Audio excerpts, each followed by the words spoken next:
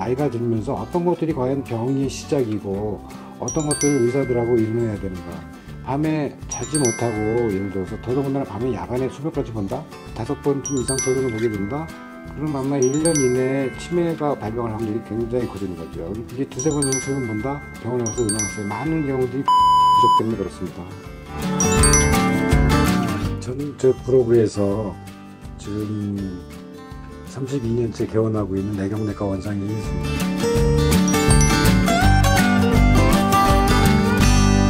이렇게 나이가 많은 분들, 60 이상 된 분들이 이렇게 많아진 그런 시절이 없었어요. 물론 노인의학이라고 있었습니다. 하지만 그렇게 발전되지도 않았고 또 아주 다양한 그 환자분들을 다 봐야 되는 이런 상황들을 한 번도 의사들이 겪어보지 않은 이런 상황에서 배워보지 않은 환자들을 갖다 많이 맞닥뜨리게 돼요. 그러니까 노인들 치료를 할 때 의사들이 자기가 알고 있는 의학 지식을 이제 활용해 가서 쉽게 비용이 많이 들지 않게 지금 여러 의사들이 노력을 해서 여러 가지 방법들이 많이 개발이 되고 있는 거예요. 그래서 이제 새로운 치료 방법을 이제 환자들이 나빠지기 전에 문제 생기는 거 알았을 때 이게 어떻게 치료를 해야 될까 많이 고심을 합니다. 그래서 치료 방법을 갖다가 하나 찾아내면은 곧바로 나한테 또 적용을 하죠. 이제 환자들 치료하면서 성공적으로 잘 되고 그러면은 이제 나도 적용을 받으니까 환자 치료 열심히 하는 게 그건 나도 건강하게 오래 사는 그런 하나의 방책이라고 생각하고, 내가 중요하게 생각하는 거는 물을 충분히 마시면 좋겠다. 왜냐하면은 이 탈수가 무슨 병이든지 악화시키는 이제 주요 원인이니까 물을 많이 먹으면 안 좋다, 또는 물을 적게 먹어야 좋다, 여러 가지 이제 설들이 이제 돌거든요. 물론 물을 안 먹어야 되는 사람들이 있어요. 신장이 너무 나빠서 물도 제대로 신장으로 배설 안 되는 분은 심지어 이뇨제까지 써야 됩니다. 물을 제한하고. 그러니까 사람들마다 물이 얼마큼 필요할까 이거는 다 달라요. 더 필요한 사람한테는 더 마시라고 그럽니다. 근데 이제 분명한 거는 내가 목이 마른 거는 내 몸에서 부족하다고 느끼는 거니까.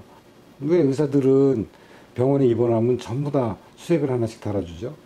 병원에 가서 수입 늘리려고? 물을 충분히 마시고 탈수에서 벗어나는 게 병을 치료하는 가장 기본적인 겁니다. 그래서 의사가 되면은 인턴 의사들은 지키는 일이 수액 달고 하는 거. 물을 충분히 먹게 하는 게 치료의 가장 기본입니다. 왜냐하면 아프거나 몸이 나빠지면 탈수가 되기 때문에. 나이 먹은 의사들은 전부 다 보면 약을 몇 알만 주지 않고 약을 적어도 6, 7알, 10알, 12알까지도 막 줘요. 그 약 내용을 보면 어떤 약들은 이거 왜 넣어줬을까? 이거 소화제나 이건 무슨 비타민인데 무슨 이런 약들이 많이 들어가요. 사람들이 약을 한 번에 털어넣어서 잘 못 먹거든요. 한두 알하고 물 마시고 한두 알하고 물을 한 모금이라도 더 먹게 하려고 그러는 겁니다. 건강에 도움될 만한 것들을 갖다가 조금씩 그 사람에게 제일 필요할 만한 거 그런 것들을 조금씩 넣어드려요. 비싸지 않은 걸로. 나이가 들면서 어떤 것들이 과연 병의 시작이고 어떤 것들을 의사들하고 의논해야 되는가. 규칙적으로 생활하고 하루에 3끼 정도 먹고 그다음에 잘 자고 아침에 피곤하지 않고 잘 일어나고 그리고 일상생활하는데 별 큰 문제가 없다. 그럼 됐어, 오케이, 좋습니다. 근데 이제 대개들 이제 40대에서부터 이제 시작이 되는데 밤에 잠을 못 자요. 예를 들어서 밤에 자지 못하고 예를 들어서 더더군다나 밤에 야간에 수면까지 본다. 이게 자꾸만 든다. 잠을 못 자게 되면은 뇌에서 수면 박탈, 그러니까 우리가 한 2시간마다 REM 슬립이라고 해서 눈동자가 움직이면서 꿈을 꿉니다. 이제 자면서 이제 말하자면 이제 컴퓨터로 말하면 메모리가 정리가 되는 거예요. 기억할 수 있는 뇌 용량을 확보를 해야 되는데 이게 한 1년쯤 안 되고 나면 뇌 메모리가 없어져 버리는 거예요. 원인이 무슨 뇌에 가서 회액질에 뭐가 생기고 아밀로이드 어쩌고 이런 거 다 빼고 간단하게 얘기하면은 뇌 메모리가 없어져 버린 거예요. 그러니까 내가 오늘 무슨 일이 있었는데 이게 입력이 안 되는 겁니다. 그 기억을 할 수가 없죠. 오래된 기억은 이제 장기 기억으로 들어가 있으니까 남아 있는데 5번쯤 이상 소변을 보게 된다? 그럼 아마 1년 이내에 치매가 발병할 확률이 굉장히 커지는 거죠. 그러니까 이게 2~3번 정도 소변 본다? 그러면은 이제 병원에 가서 의논하세요. 많은 경우들이 비타민 D 부족 때문에 그렇습니다. 그런데 그걸로도 다 못 잡아요. 그 원인은 그거 단일 하나는 아닙니다. 여러 가지들이 복합적으로 생기는 건데 상당히 저지하는 데 도움이 됩니다. 나이 먹으면 골다공증 다 생기는데 칼슘 칼슘 도움이 되는데 비타민 D 부족한 분들은 칼슘 먹으면 오히려 또 그 요로 결석이 생깁니다.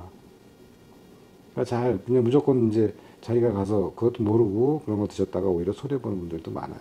또 왜냐면 비타민 D 부족하면 수면장애, 불면, 아침에 일어났을 때 몸이 많이 피곤하고 만성피로 뭐 이런 것 오기도 하고요.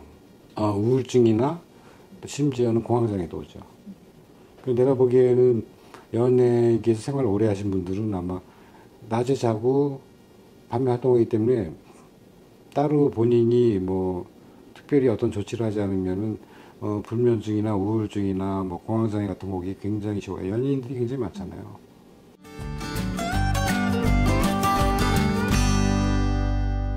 실제로 우리가 영양제나 종합 비타민이나 뭐 이런 것들을 많이 먹지만 이게 다 내 몸으로 흡수가 돼서 가느냐, 이건 또 별개의 문제예요. 전혀 흡수가 안 되고 그럴 수도 있어요. 우리가 제대로 그게 몸에서 작용을 하게 하려면 생각해야 될 게 많다. 고려해야 될 사항도 많고 체크 포인트도 많고. 그래서 웬만한 분들이 오시면은 의사들이 그냥 이렇게 보고 가만히 있는 것 같지만 머릿속으로는 무지하게 이거 따지고 체크하고 그럽니다. 뭐 30초 동안 체크할 것들을 쫙 훑어서 봐요. 자기 나름대로 체크리스트를 갖다 머릿속에 넣고서는 쫙 그걸 해봅니다. 그래갖고서 괜찮은 것 같다 그러면은 이제 가서 괜찮으시죠? 그러고 이제 한마디 물어보지만 그 말 한마디에는 한 100가지 체크 포인트를 쫙 본 거예요. 근데 치료비를 갖다 그래서 이제 환자들한테 그런 얘기 합니다. 가서 아유, 치료비로 한 번 올 때마다 한 100만 원씩은 내셔야 되는 건데, 왜냐하면 내가 여러 가지 봐드렸으니까. 농담을 하죠. 저는 그런 거 갖다 대놓고 직설적으로 얘기를 합니다. 가서 본인들이 이걸 아셔야 돼요. 그래야지 이제 의사하고 소통이 됩니다. 그러니까 우리가 비타민 많이 먹으면 그게 또 건강해질 거다? 어쩌면 그 반대일 수도 있죠. 뭐 종합 비타민 같은 거 먹는 건 전 찬성입니다. 찬성인데 한 가지를 많이 먹어서 뭘 득을 보겠다. 의사가 아닌 사람이 어떤 병을 갖다 손을 대서 치료를 한다. 의사가 아닌 사람이 치료를 하는 거니까 엄밀하게 말하면 의료법 위반이에요. 범죄행위죠. 피해자가 누구냐? 자기 자신인 거죠. 근데 건강식품은 이제 예를 들어서 저기 이제 드링크제 같은 거 뭐 비타민 500이 들어있다. 비타민 C 500이 들어있다. 만약에 어저께 비타민 C 500을 넣어서 만들었는데 넣은 것만 확인하고 그 다음날 검사했더니 다 파괴가 돼서 빵이에요. 하지만 이건 식품이기 때문에 전혀 하자가 없습니다. 그냥 팔아도. 비타민 C가 그 다음에 있든 없든 넣을 때 500이 들어간 것만 확인이 되면 돼요. 하지만 만약 비타민 C를 약으로 만들었다. 그럼 약은 어떠냐? 2년이 되기 한 달 전에 그걸 수거를 합니다. 그래서 식약처에서 KFD에서 수거를 해서 그 함량 500을 검사를 해서 이게 만약에 80%, 400 이상 400에서 단 1, 2%라도 더 돼야 돼요. 이 정도 함량이 확인되지 않고 파괴가 됐다 그러면은 그거는 그 라인을 그다음부터 정지시킵니다. 약에서 탈락이 돼요. 약값은 이제 건강식품 같은 성분이라면 약값은 건강식품의 10배가 정도가 되는 게 맞습니다. 기술도 차이가 많고. 근데 우리나라에서는 좀 어떠냐? 건강식품으로 나온 거하고 약으로 나온 거하고 가격 차이가 거의 없거나 어떤 건 약이 더 싸요. 의료보험에서 통제해서. 그러다 보니까 싼 게 더 비지떡이지, 그리고 약이 더 안 좋은 걸 생각하는데 약하고 건강식품하고는 비할 바가 아닙니다. 병을 안 생기고 살면 좋겠지만 그건 거의 불가능하다고 보고, 만약에 생기더라도 조기에 치료를 하고 더 진행이 안 되게 막아서 나이 72세까지만 건강한 게 아니라 92세까지 건강하게 살다가 돌아가시기 아주 며칠 전까지도 일을 할 수 있었다. 그러면 그게 더 행복한 인생 아니겠습니까?